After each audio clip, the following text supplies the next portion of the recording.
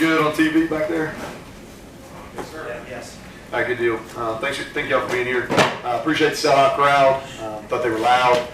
They hung in there when it was ugly, and I tried to give them fair warning. But they hung in there when it was ugly at times, and I appreciate that. Quality win over a really good JMU team. I felt like that on film, watching their personnel. I knew they'd be well coached, watching E-line over the last couple of years, and they were. They're a veteran group. This atmosphere was not too big for them. I think that our depth in the second half wore on, especially our D-line versus their offensive line. I thought that was probably the biggest difference in the second half. We talked about this early in the week on Tuesday, and I think I said it multiple times as we went through the week, is these opening games, you just never know. You know, it's so hard. I watched games on Thursday, games on Friday. I saw a little bit of games this morning before we went out for warm-ups, and they're all over the place. They're penalties, they're turnovers, those type of things. And our game wasn't any different. You know, you go out there in live fire, especially with guys that haven't played a lot of football, and some of it's to be expected.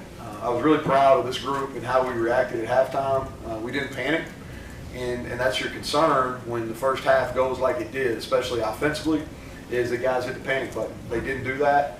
We came out. I thought we took control of the game, even though we had to win it right at the end. I thought we took control of the game, really from the first drive offensively in the second half on throughout. And back to my main point, it came down to turnovers and special teams. You can say what you want. Offense wasn't pretty, okay, and struggled to run the ball. Knew we did, and we've struggled to run it in scrimmages as well. But at the end of the day, we didn't turn it over. And on special teams, we had a blocked field goal, which was huge. Completely changes the type of game we were in at that time. We were 2 of 3 on field goals. The one he missed, he hit well, and I thought we covered well. We recovered a punt, a fumbled punt return, with the exception of one kickoff return. We covered kicks well, punts and kicks. And I thought turnovers and special teams were the difference. Defensively, we gave up. We allowed them to run the ball on us in the first half. But if you look at it, 6 tackles for loss, 4 sacks, 3 takeaways. We talk about we want to create negative plays, and we were able to do that in this game. There's definitely things we got to clean up. But I thought our D-line, again, I'll say it again, I thought we controlled the line of scrimmage in the second half.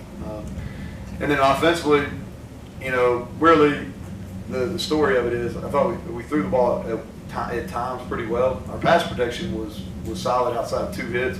We didn't catch the ball very well, and we struggled to get a run game going. So moving forward, it's not always pretty. Winning's hard. I knew it would be, but we'll take it. We're glad to be one of them. So with that, I'll open up for questions. Good second half when you guys started to turn up the defense.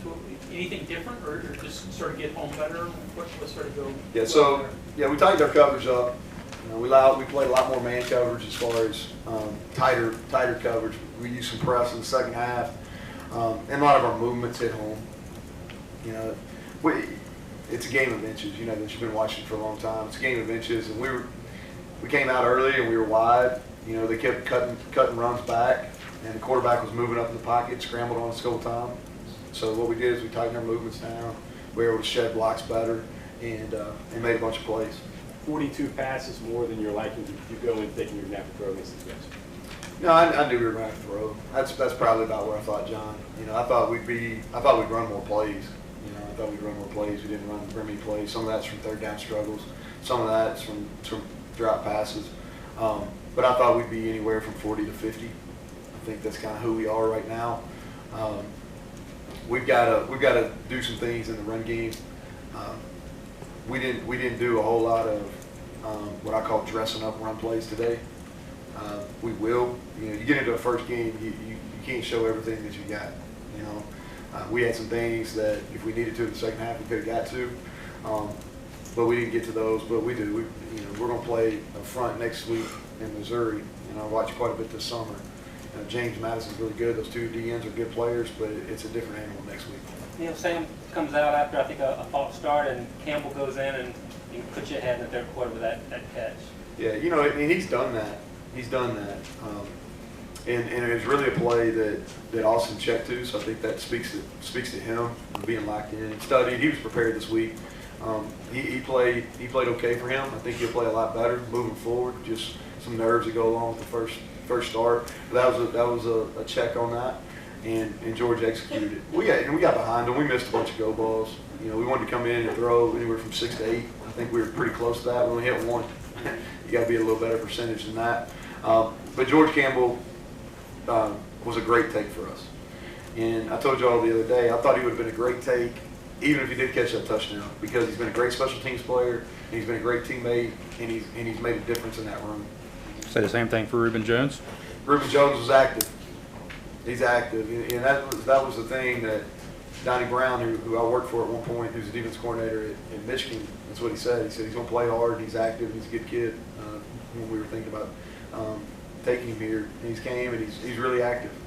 You know, he efforted himself to a couple of hits on the quarterback. I didn't look. Did he get a sack today? Yeah. Yeah, and he's relentless. He plays that way. I think it's contagious. You know, even when we were getting hurt in the run game, his energy on the sideline really kept those guys in the game. You speak about contagious. I suspect you're very happy to have both the Stiller brothers on your team. Yeah, you know, and here's the thing. Darius and Dante have had really good fall camps. Okay, they really have. And they're starting to take care of their bodies better. They're starting to understand nutrition and all the things that go into it. And they have a chance. The change in defensive schemes was probably as good for Darius Stills as anybody in our program, because what we're doing now really allows him to showcase his talent. And then Dante when you get him one-on-one, it's hard to rush the passer from an interior spot, but he has the ability to do that. And he got one-on-one with guards a couple times and really made a difference. Is your thought process in the fourth quarter to try to play to your defensive line, particularly when you get up by 10, that one of the strengths of your team? Yeah, well, I mean, we were trying to put it away. Yeah. We had two different chances. We had a go ball we should have made a play on. That would have made it 27-10 at the time. I was trying not to put the defense back out there. If we catch the ball, we don't have to put them back out there at the end of the game. But what we did is we got up in the receiver's face, not necessarily in the last drive, but we got up in the receiver's face so they couldn't play pitch and catch like they did in the first half some. And when you do that, it clouds it up for the quarterback. We were able to get some pressure. You talked about things that made a difference in the game. Where does Devin Bush fit in there? Well, I think the first play of the second half was as big a play there was in the game. Okay, and he stayed in bounds, and we've got to figure out a way to get him the ball more. You know, he didn't have enough touches. We called probably 10 to 12 plays for him, but I think he had in that 4 to 5 touch range. But he's electric. You know, we've got to get him more consistent. But I thought that play was as big a play as we had in the football game. Fair to say Josh Chandler, for today at least, lived up to the hype? You know, he had a bunch of tackles. I think he's got to play better. You know, some of those runs, he's got to get to the ball in the first half faster. Some of those were cutback plays that really should have been his hits, and he was tackling for 6 or 8. We like tackling that 2 to 4 range. But he's a good player. He's a good player, and he's only going to continue to get better. You know, he played some last year, but he wasn't like he was a starter. You know, so this was his first game starting, and I thought he handled it well. Overall, how would you say Austin did? You know, I think that you look back on it, he won the game. I thought he handled the end of the game situations really well in the 4-minute. He was accurate at times. I think he missed some underneath throws in the first half. I think he got frustrated there late in the first half, so he can play better. I thought in the second half he did a good job. He checked some plays, and I thought he threw the ball better. We got to get better at the deep ball. I think that's where he's got. Some of that's because he was so amped up, he overthrew it. You know, I think we overthrew 5 go balls. Y'all probably cross-check me and figure out if that's right, but at least 4, maybe 5. What do you think it's going to take to get the running game and Kennedy McCoy rolling in the coming weeks? Well, we got to block better. You know, we've got to be creative and create space. You know, we got some guys up there that are playing new roles and playing different spots. And if you're losing one-on-one blocks, it's hard to run the ball. So we've got to get better. You know, I knew we were going to struggle at times. I didn't think we'd struggle to the tune of, you know, whatever it was, 34 yards. And that's not very good. If somebody writes that down, that's pretty good without saying, right? You got to try. You got to scribe that one. So now we've got to do better. We got to block better. We got to get in some sets and do some things that hide us a little better, probably also. On your last call on that third down play, something you saw when you said we're trying to finish it there? Yeah, you know what they're going to do, Mike. So the corner was playing press bail. He's bailing out of there. It was right in front of my face. We practice that 4-minute situation a lot. So we got Austin on the edge, and I tell him, I say, hey, you run the ball and this guy's wide open. And then if you run the ball, get the first down, take a knee, slide, ball game's over. Tell Sam if you catch the ball, don't go out of bounds. You know, I think that's actually what he was trying to do. He only dropped 2 balls our whole fall camp. Sam did. So I still trust the kid a lot. I think he's gonna be a great player. He made a huge 4th down catch for us. But I think he was worried about staying in bounds and took his eyes off the ball. But thought process in that is you get the first down and you never have to play. You take a knee and honestly that's the way we're going to roll. You know, we took the shot there on the drive before. I think it was 4 minutes. They started using their timeouts.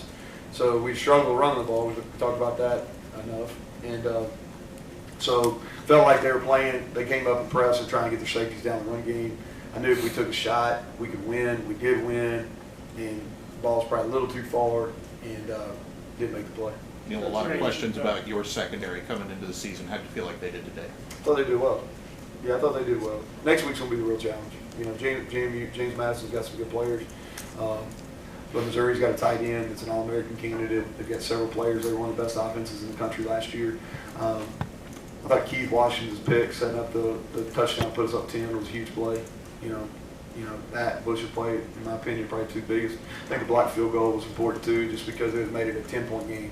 All right, being down 10, I think, if my memory is treating me right there, maybe. Is that right, Mike? All right. And so, but I thought they did a nice job. And what did they throw for? 156. We'll take that. You know, it's a good day for those guys. Okay, thanks. Guys, keep them calm and not panicking. I don't think we're going wrong at times. And so many young players, though. And that's got to be kind of surprising, gratifying for you. It is. I think they take the demeanor of the head coach and the assistant coach. And I'm not saying I'm going to be that calm every game, but I knew coming into it what it was going to be. You know, I didn't know exactly how it was going to go. I'm not rubbing a crystal ball, but I've played games with young people before. It's similar. We're better, so don't take this as we're better. But the first year I was a coordinator back in Kentucky, after we've been really good at Texas Tech for 3 years, we played very similar, like from a youth standpoint. Like we played freshmen, a lot of freshmen at wide out. We played young guys at tight end. We played young guys across the offensive line. Had a really good left tackle then, just like we got a really good left tackle now. So this isn't the first time I've ever gone out and kind of been with a really young group. And so many pieces have to work together offensively.